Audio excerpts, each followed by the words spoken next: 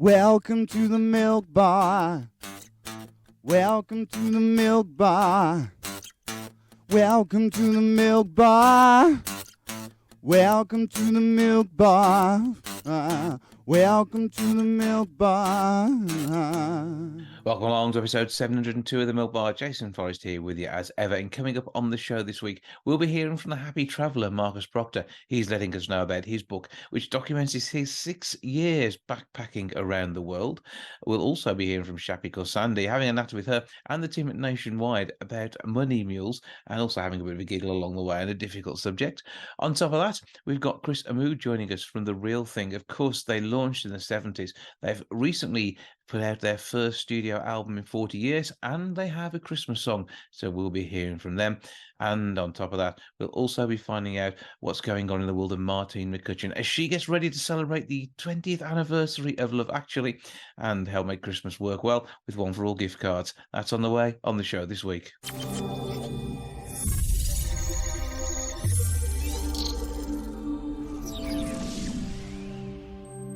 When it comes to Christmas, we need to reduce the drama and have a harmonious one. That comes from everything from who's having the Brussels sprouts to who gets what for Christmas. Somebody who is part of everybody's Christmas is Martine McCutcheon, of course, star of Love Actually. And we have Lou Hickey with us as well from One for All gift cards. Good afternoon to you both. Good afternoon. Hi. Now, first of all, Martine, what is it like being Christmas to so many people? Oh, do you know what? It's an absolute honour and an absolute privilege. I've been called, it made me laugh because someone said the other day that I was called the Christmas Queen, and then apparently Mariah Carey was trying to patent it. And I was like, oh my God, I haven't tried to patent it, but that's what they've called me. What an honour. Mariah Carey. I mean, you know, God, she's the best of the best. So no, it is really lovely to be so associated with the time of year that I genuinely adore and love. And I am known as the Christmas fairy in my family. So yeah, and we host Christmas at ours every year, and we do have, you know, the squabbles and the little arguments and the little kind of, you know, bits that irritate each other, like every family does. But ultimately, it's all about, you know, how you make each other feel and love and being thoughtful. But do you make them sit down and watch Love Actually? My family will watch it, yeah, even though they know I can't bear to watch myself. And they'll go, come in, Mark, you're on the telly. Come in, you're on. And I'm like, oh my God, it's 20 years later. You're never going to get the message. I can't watch myself because I'm like, why am I pulling that expression? Why am I doing this? I can do it when I'm on set, looking on a monitor, being objective and hitting a certain mark and being professional. But once it's done and it's in the can, like I can't watch it. I can't watch it on anything. I can't watch myself back on anything. Well, you know, Martine, it actually is it came out in the recent One for All gift card research that Love Actually came out as the best Christmas film of all time. It's like, you know, you are Christmas to so many people, you know, so it is synonymous. So I think that's a well-deserved title. That is so lovely. And I heard Elf's up there, which we watch. Oh, and It's a Wonderful Life, which we watch. And my mum, I don't know whether it's just because we get to see Bruce Willis in a vest, and I don't even know if it's a Christmas movie, but we always seem to watch Die Hard. That's the debate, isn't it? It's like, a confusing one. Movie. Yeah. but when it comes down to it, though, obviously it's that family time that's important, sitting down watching these marvelous movies together. But Lou, it's about the gifts too, and it's about making sure everyone gets what they want for Christmas. And obviously they want to see Martine McCutcheon on their telly box, apart from Martine. However, everybody else is also after that, and a great gift as well. It is, absolutely, because you know yourself, Jason, at this time of year, it is so stressful. Like there's so many things to do. You have the whole, you know, who's going to host, who's not going to host, who's going to come, who's going to attend. So, you know, choosing a Christmas gift should be one of the least stressful things. So, you know, something like the One for All gift card is an ideal Christmas solution, because one of the things that came out in our research is that, and I was quite disappointed by this. I actually love getting this, but 17% said novelty socks. They don't want them. But what topped that was 53% said the bath and shower gift sets. That's a no-go. So the gift card, I think, is an ideal solution. It makes it easy. I mean, Martine, have you got a favourite pair of Christmas socks? Because for me, Christmas socks aren't just for Christmas, they are for life. And I will wear them any time of year. But I mean, how do you feel about them? I have to say, I would rather have a 1 for all gift card than a pair of novelty socks. I really would. And then I can pick something that I actually really genuinely love. And I am going to do it for my sister because she's really stylish, but we have different taste. And I'm also going to do it for my stepdad because I just don't know what's in his head. Like, I don't know. I never seem to get it quite right. So I am going to do that for him and for my sister this year for sure. And I think me and my sister were probably going to go out on Christmas Eve with the gift card and she can pick out something gorgeous because you can go like to 55,000 different stores. Like you can have everything from jewelry, underwear, fashion, furniture, you name it. And she's moving. So it'll be perfect. But you can only go to 55,000 different stores on one night if you're Father Christmas. It'll take you a little while longer if you're everybody else. But see, now I was thinking of but the choice is there. What I was thinking of doing was hiding a 1 for all gift card in a pair of novelty socks, but that's probably another story completely, isn't it? So I'd like to get you as my secret Santa, Jason. You'd be brilliant. That'd be a bit of fun. Yeah, that's a good idea. I like that. But so we all sit down and relax over Christmas, as we say, and it is about having that chilled out, relaxed time. And the good bit about a 1 for all gift card is you collect several of them and then go and do one big shopping trip and get it all together. So it's fine if everybody gets each other a 1 for all gift card, and you can choose the right festive design as well, can't you, Lou? That's right, you can. There's actually several different designs. I love the little Santa one. It's gorgeous, super cute. But there's the classic red design as well. And of course, there's our classic gift card. But there's so many different ones to choose from. You can pop into your local post office or Tesco or most major supermarkets nationwide, or else just jump onto the website, oneforall.com. And you can personalise all this online with a message as well, can't you? That's right, you can, especially if you had our digital gift card. You can actually do a personalised video, which is pretty cool. But again, you can jump onto the website and see all those details. But yeah, lots to choose from. See, Martine, there's another great way of doing it. You could actually do moments from Love Actually recreated on your gift cards for your family by doing them digitally this year. Do you know what? My family, like, what might impress someone else? My family are so over me. They'd just be like, what are you doing? Can you just give me the lovely gift card, please? No, but I do think that the idea, the personalised, thing is lovely because that is thoughtful. And I think that is, it just makes you feel like someone's taken the time to do it as well. So yeah, I think that's a win-win. Yeah, it works absolutely every time. So once again, Lou, where do we go to get our 1 for all gift cards? Just jump onto our website, oneforall.com. And Martine, what have you got going on at the moment, apart from the endless repeats and warranted repeats of Love Actually? What else have we got going on where we can see you? Well, it's the 20-year celebration of Love Actually. We had a huge show that's coming out with Diane Sawyer in the States and over here. I'm going to be working on some more presenting work, some more branding work, which I've been doing a lot more of on Instagram, which has been amazing and so much fun because I've got a little boy and I can be flexible with that. But I'm also going to start working on a new album in the new year. So yeah, really busy, exciting time. We're going to rename next year Martine McCutcheon 2023, I think, by the sounds of things. It's all going to come together in one go. It all sounds fantastic. Martine McCutcheon and One for All's Lou Hickey, thank you for joining us. Thanks so much.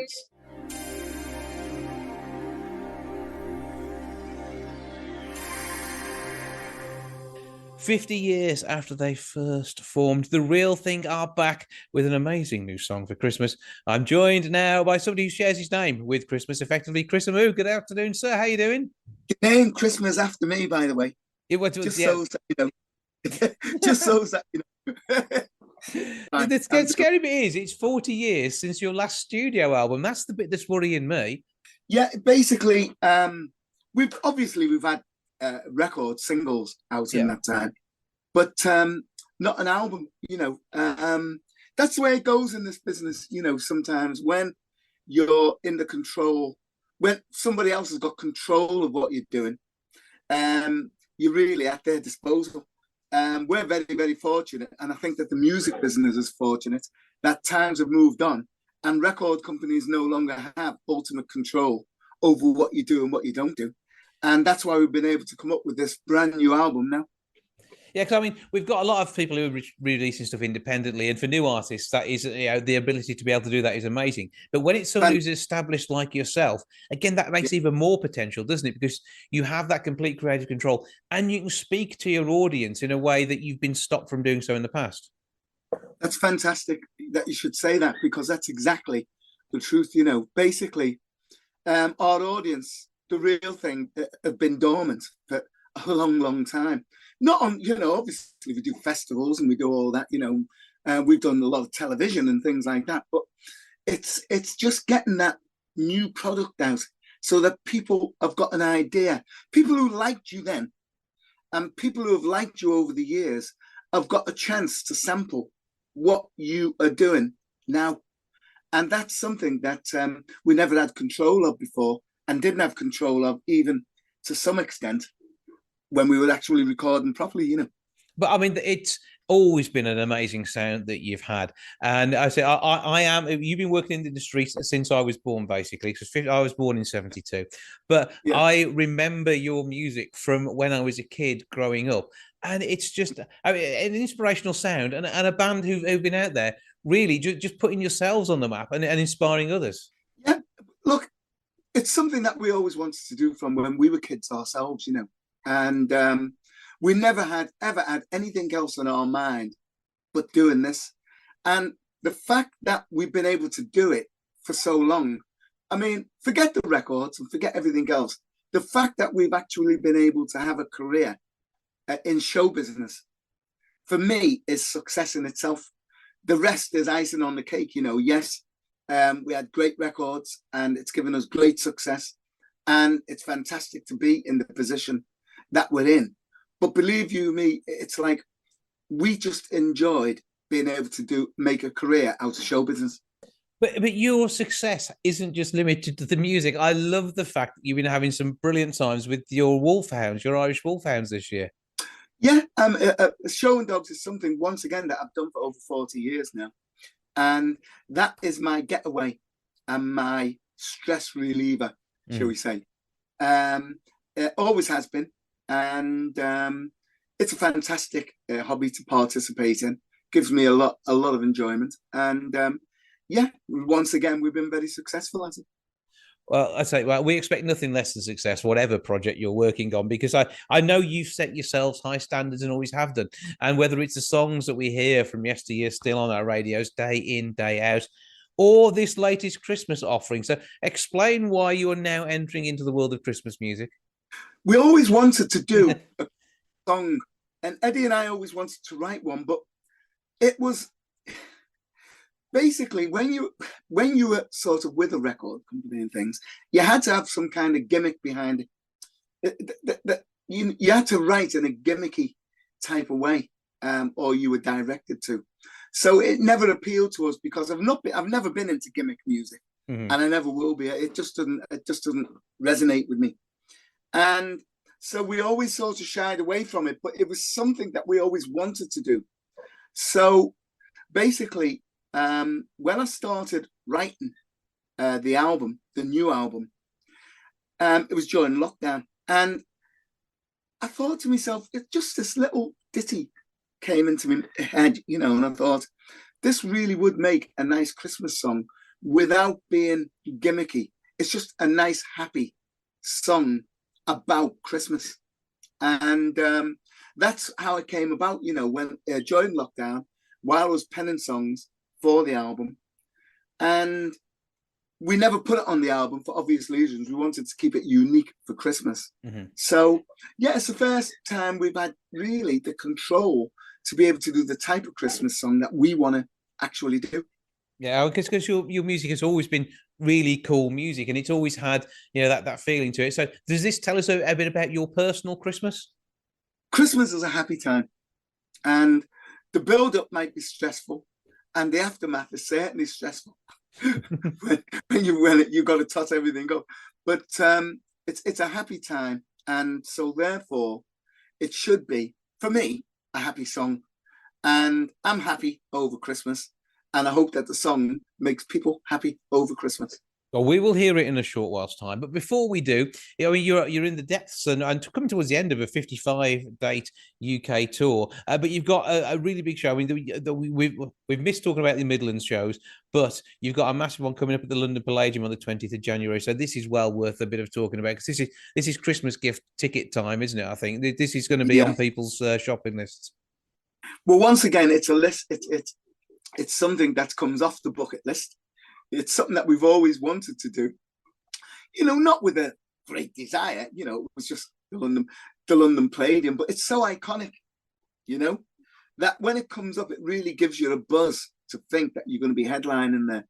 And I remember I used to watch Sunday night at the London Palladium, when I was young and things, and never dreaming that one day we'd be headlining it ourselves, And we're really looking forward to it. And the tickets are going extremely well. And I think it's going to be a great night. I'm really looking forward to it.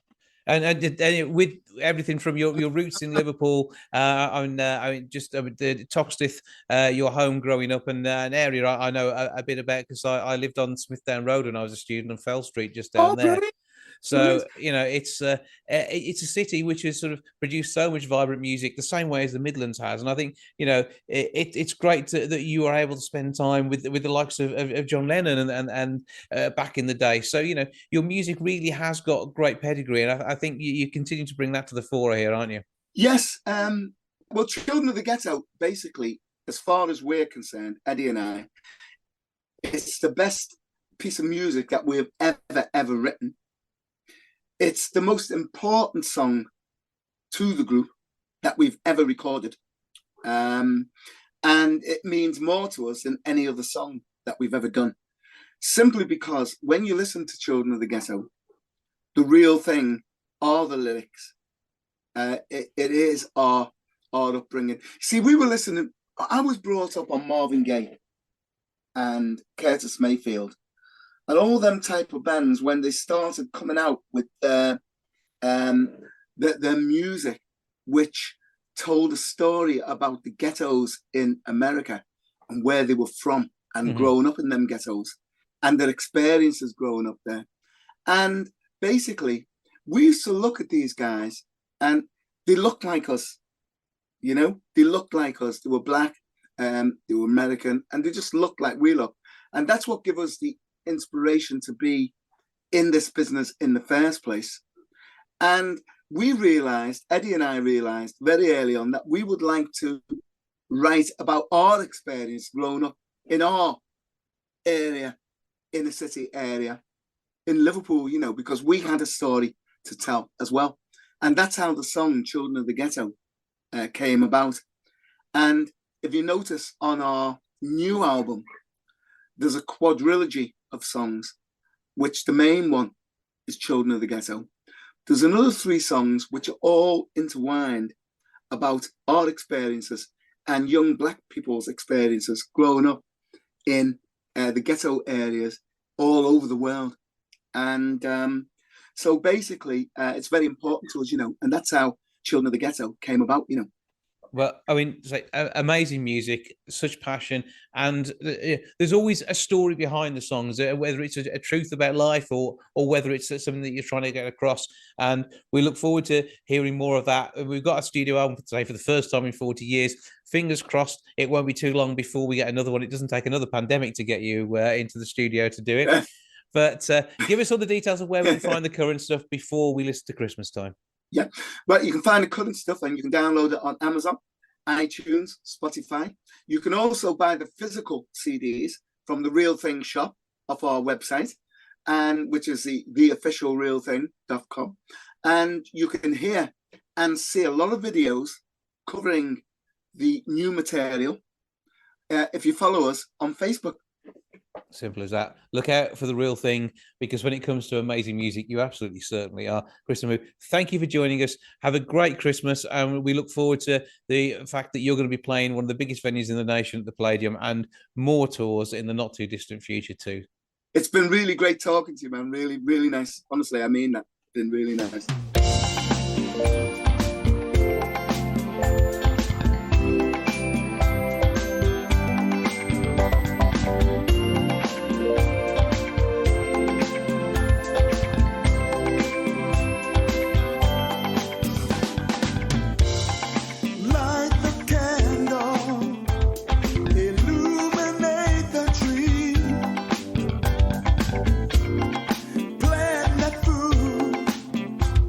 Enough for more.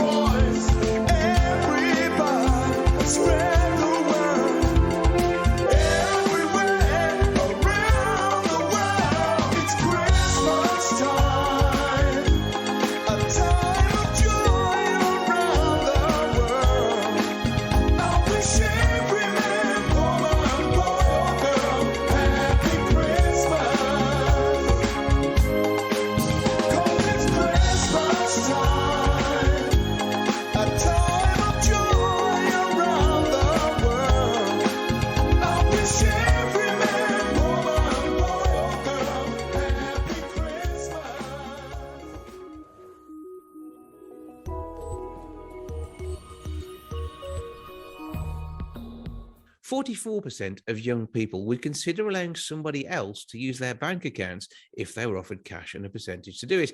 This could make them a money mule. We certainly don't want that. It is absolutely no laughing matter. However, we normally expect a bit of a giggle out of Shappi Khorsamdi, who joins us now. And we also have with us Ed Fisher, Head of Fraud at the Nationwide Building Society. Hello to you both. Hello. First of all, talk about fraud in a comedic way. Yeah, well, talk about fraud. It is a tricky one, isn't it? Because I mean, Shappi, we're used to giggling when we see you. That is pretty much standard. But I mean, the seriousness of fraud, as it is a difficult one, because if somebody does get used as a money mule, they could be putting themselves in significant danger when it comes down to potential prosecution. Absolutely. And what we found was the nationwide research said that 33% of young people would consider their bank account being used because they don't completely understand that they are complicit to a crime. It's not a benign act. And what we've found is that these fraudsters are getting smarter and smarter at hoodwinking and targeting people. And of course, with the current climate and everybody's worried about their finances, people are becoming much more vulnerable. I always thought I was completely immune to fraud. I mean, I didn't fall for it, but I had someone phone me.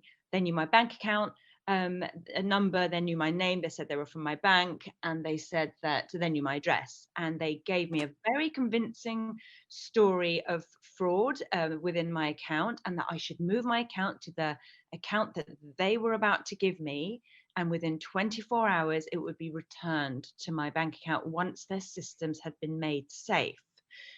Now, I didn't fall for it, but I did think if that was one of my children, and it was their first time having a bank account and a step into the adult world, and they're still in that sort of place where a grown-up is telling them something, because you can feel that way at 18, you know, sometimes. I thought it's really important, especially these days, you know, cashless society, they don't see money. It's an abstract concept. It's not always real to children. So that's why I was really happy to be talking about this with you today, because it's very important to keep up with the times when it comes to fraud.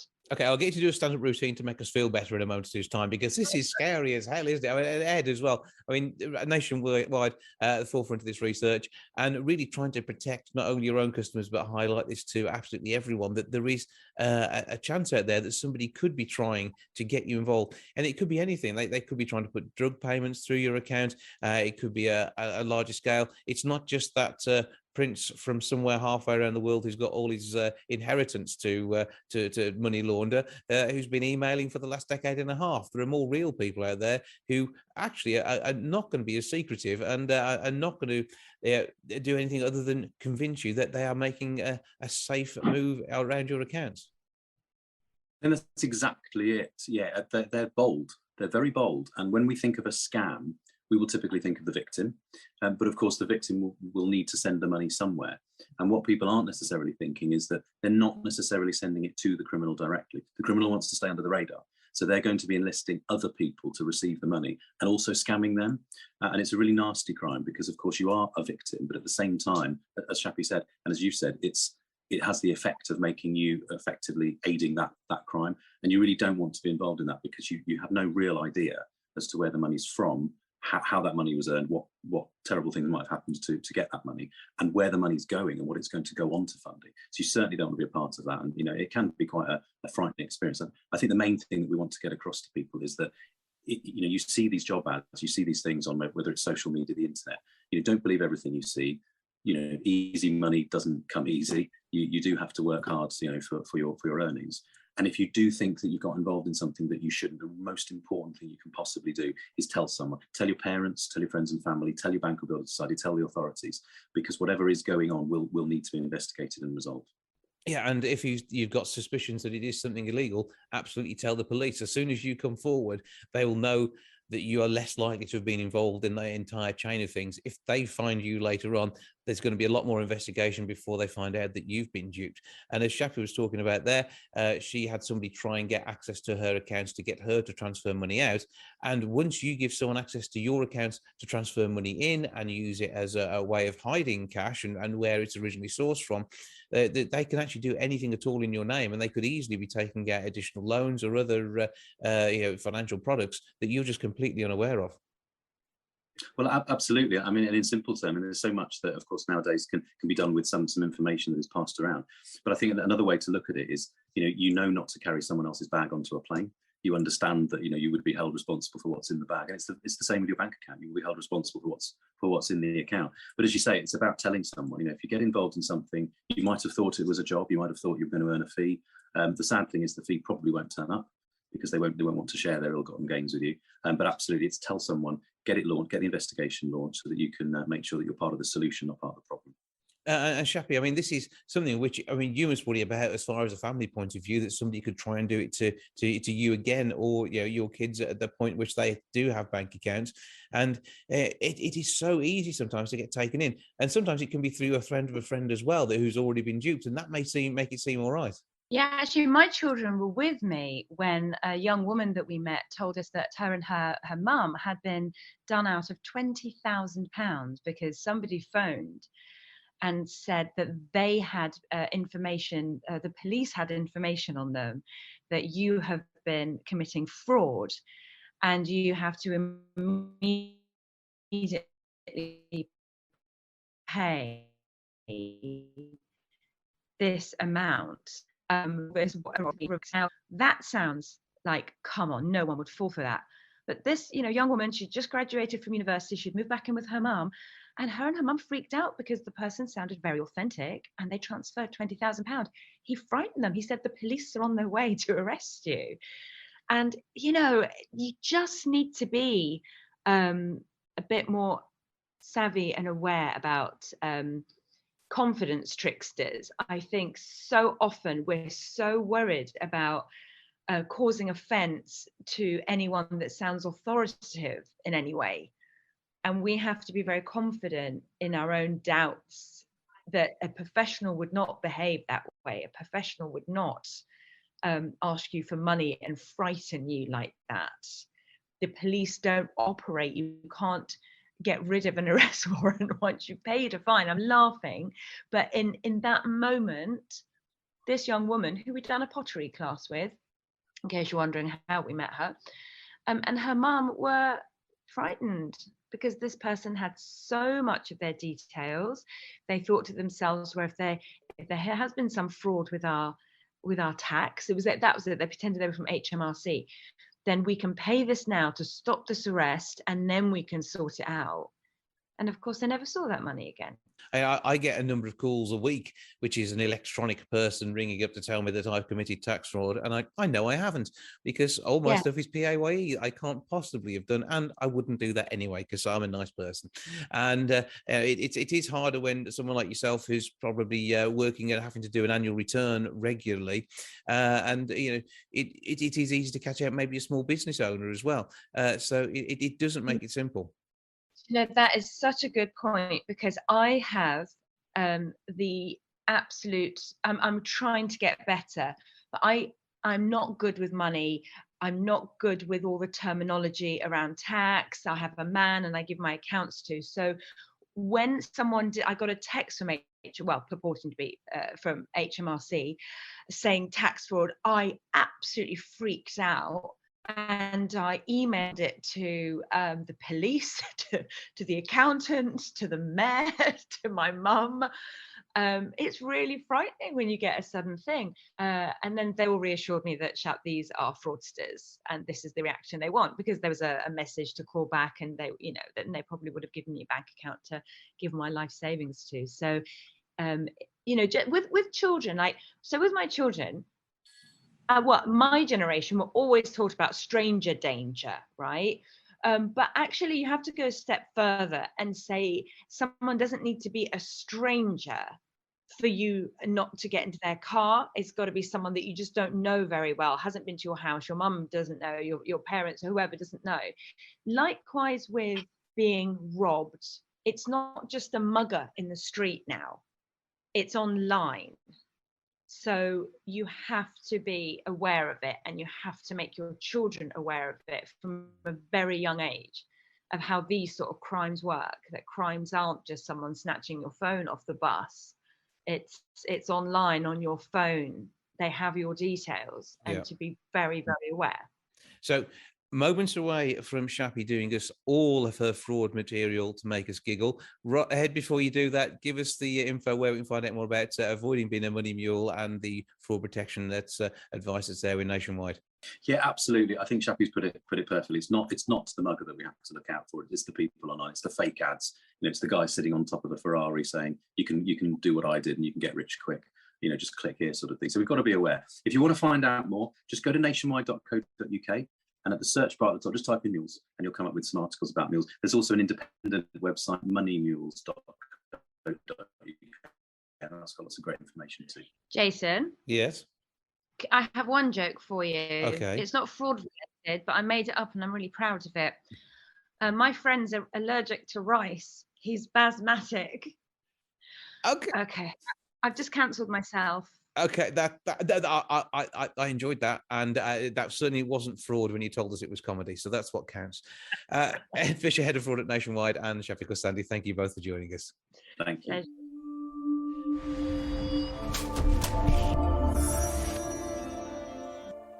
Marcus Proctor has a book which is out there showing his world for 6 years out on the road with a bit of backpacking around the world. He joins me now to tell me quite what he's been up to. Hello, sir. G'day, Jason. How are you? I'm okay, thank you very much. And where do we find you? And we hope you're well. Well, right now I'm in Sydney, Australia. So it's about midnight, my time, just after midnight. But I've been out. I've been doing an open mic night for the book, it went down well. It was really cool. Well, tell us a bit about the book itself, because this is your chance to tell your tales as a happy traveller. Yes. Yeah, I was living in Sydney actually, and it was around the beginning of 99, and I was in a relationship and it wasn't going very well. And my sister has started traveling about 6 months prior. Mm-hmm. And my parents I was just feeling a bit like, because I was in Sydney for about 4 years and I was doing acting for a couple of years. And that's what I am, an actor-writer. And I just needed to have a break and experience life for a bit. So I did that for a year. And I just wasn't going anywhere. And my parents just recommended maybe getting a passport. And so I did that. And then just organically, like with my sister going, and it just kind of built up. And yeah, with my relationship, we just broke it off. And then I went back home for a few months, for about 5 months, just to save money. And yeah, then I set off around September 99. And I thought, because I was still kind of with my boyfriend, and I just thought, okay, I'll just go for a year, and you can come visit me in 6 months, and then I'll come back. And yeah, and then it ended up being 6 years. I went backpacking around the world. That is pretty amazing in itself. And you started acting when you were 7, so this is something that's been in your blood for a good while. How old were you when you started on the trip around the world? I would have been 25. So a good age to have some life experience, but I think you've probably used a lot of what you've covered in the book as a sort of life experience you've used to incorporate into the comedy and drama works that you've been writing of late. Yeah, I have. They say write what you know. So I would say there's a comedy called Heaven Can Wait, fingers crossed for these three, but Heaven Can Wait is UK based. Mikey is Canada, America, and Elliot's Creek is the drama, and that's Australian based. And I guess Elliot's Creek is more biographical in a way, but all three, yeah, it really informed just how I wrote. Like I've written a lot of other shows since, which are more branching out into other dimensions, kind of, so to speak, other people's worlds. But yeah, these three really were informed by my travels. Yeah, very strongly. But you set out, and during that 6 years, you didn't head home. You were out there the whole time and making money to keep yourself sustained. No, I went back home twice. Like I was away for about 2 years and 3 months, and then I came back for 6 months. because I was in London.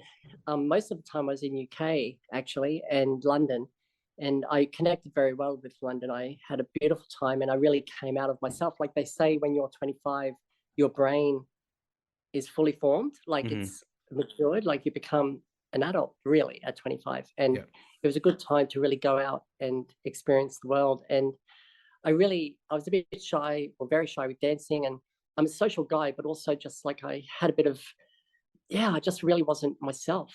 And just those 2 years in London, I really just, there was just energy going on. And I really discovered the world and myself, the world within myself. And then, I was there for 2 years, and then I had been enjoying life a bit too much. Like I was going clubbing, and I was a bit of a disco bunny and so I went back home for 6 months to just kind of, I was usually like 66 kilos, and I went down to 58, which was like, I'm not painting myself as a drug addict, just a lot of fun. And so I just kind of wanted to go home and just spend time with my dogs. And so I went back home for 6 months, and then I went traveling for another year, where I went to, I had an Irish visa. So I spent most of my time in Ireland, and then I came back after a year because my sister was getting married, and I was very attached to my dogs. So we ended up staying home for 9 months. Then really, me and my dad don't really get along, so that was fun. But I was there for about 9 months, and then I ended up traveling the third part of my journey. So I hate that word; it's very overused. But the third part of the journey was the more very intense one, where I spent, I would say, maybe 18 months backpacking, but then I spent another 18 months in London again, acting and getting back into acting. But that third part was when I went to Canada for about 9 months, and then I went to New York for a few months, LA for a few months, and then back to London. So you've been keen to travel the English-speaking part of the world. But again, when you are so many miles from home, I think it does have an effect as well, wherever you are. I mean, I've been to Perth in Australia, and although it feels like a very different place, even though you can identify with so much of what's going on. In fact, I mean, Perth itself, probably a different pace to Sydney, and it almost felt like a bit like the 50s with mobile phones. But it has a nice, warm, familiar feel to it, yet still being different. So I'm going to guess you had the same sort of experience with London and Ireland. That's interesting. Like I went to, when I really felt like I was traveling was when I was in Morocco for a month. But so but I don't know. I believe, like, who knows what the universe is all about. But when I arrived in London, it was just the right place, right time. I just fit in so well. And I remember just like even learning how to do the pound sign while I was at work. But everything was so like a stranger at all. But when I went to Ireland, and I was there for a few nights initially, and then everything fit in so well. But when everything's going so well, I freak out. I can panic sometimes, and it's like, oh, this is too good. And I bought a ticket to Dublin. London was a very life-affirming experience. So I was still trying to navigate my way through the fact that I wasn't there anymore. But I was in Cork, and because I was a rent boy for off and on throughout that whole experience, and I did a bit of renting for a couple of days to make money, and then I just bought a ticket to Dublin. And while I was walking up just to stay, like in my heart, and when I got to the driver, I just said, I'll be back. Sorry, I'll just come back. And I ran back to the ticket lady and said, could I get a refund, please? And she said, yeah, that's, of course, would love you to stay. And which was an interesting thing. I rang my mum while I was there after that happened, excuse me. And she said that both sides of our family are from Cork or went through Cork. And I don't know if that means I'm inbred. I really hope not. But it was just very interesting that feeling in me I've never felt like a stranger when I've traveled. Like it's always felt very organic, even going to, because I was in Holland for maybe 6 months. And even that was like, because when I went to Amsterdam 2 other times before I moved there within a year. And even when I was there, I don't know if it's another life or another spirit guiding you. I don't know. But yeah, I never felt like that really felt like I was traveling. But so travel is something that was certainly just broaden the mind, and the experiences you had along the way and your ways of getting the cash in to fund this lifestyle obviously has a personal toll as well, which is very different to maybe working behind a bar. So it's a very personal experience, and I take it that comes across in the book and in the way in which you describe everything that happened to you. Thanks. Yeah, yeah, it was a very unique experience, like just way of traveling. Because, like I said, I was a rent boy, some difficult situations, and some because I've never really knew what was going to happen. I really thought I was just going to be gone for a year, and it, especially those first couple of years, was when it was me, and really just like having these adventures. And the manager there was was in charge of a site back then. This was the year 2000, so the internet was just starting to blossom really, and he was in charge of a rent boy site. And every guy that came in, he goes, "Oh, do you want to make some money?" I'm like, "Well, sure." So we joined this website called London Lads, and my title was CJ Horny Aussie Surfer. And I would just meet these guys and do whatever, and just have people like, and it was just really fun. But when I left to go back to Australia to kind of chill and then come back, that's when the adventures were still happening. And I was having fun, but also there was just something pushing it more and behind me. And it was more, I mean, I'm not getting all Oprah on people, but there was more like, childhood stuff that I had repressed. And I didn't realize that was kind of informing me just to kind of bring these memories to the forefront. And it got to a point, I guess, a few years. I was in Los Angeles for a couple of months and kind of tentatively getting back into acting. But traveling was such a big part of my life, it was hard to let it go. So I had about 12 months of just kind of easing my way out of it. And at the tail end, I was in Los Angeles. So it can be a very crazy energy there. And I was getting a bit of a liking to meth as well. But I was on Santa Monica Boulevard and I was a rent boy there. And I guess the peak of those adventures was when I met a guy and we haggled over price, but he agreed on mine eventually. And we went back to his place and did whatever. And then he put his version of the money while I was getting dressed next to me and gave me the mate, and we started arguing, and eventually he went into like a drawer and he was like to get the money, which I didn't have when I was just like talking out my butt, and he said, "Do you really think?" I had to talk my way out of that, and I was pretty calm. I don't get unnerved very easily, but I got the money, and it was just that, like when I got home, I had to make the money back, and I got home, and that it just kind of hit me that I literally could have died. Like I had like dental records, nothing. And it was just it was kind of like a wake up call. So that's when it was literally like the next morning anyway, that I was leaving for London, which was a bit fortuitous, if that's the word. And I, those friends, like I do have an adventurous spirit. It just kind of got dark for me. The dark times and the light times can all be discovered in Happy Traveller. Where do we find the book and what's your website? You can find it on amazon.co.uk. Mm-hmm. And you just type in my name, Marcus Proctor, Marcus Proctor, and the book's name is Happy Traveller, and that's with 2 L's. And you just type that in, and it's out on paperback Kindle, and maybe in the UK you could get it in hardcover, but I'm not sure about that. In Australia you can't, but maybe in UK you can get that. Well, we'll check that out. Marcus, it's been fantastic speaking to you. Thank you for joining us and sharing a little bit of the journey. The whole thing is available in the book, and we'll look out for your TV work in the not too distant future. But thanks again. Thank you, Jason, and thanks for everyone for listening. That's your lot for this week. Thank you so much for joining me. Back with episode 703 next week. I'll see you then. Ta-ra for now. Goodbye from the milk bar. Goodbye from the milk bar. Goodbye from the milk bar. Goodbye from the milk bar. Yeah. Goodbye from the milk bar. Yeah.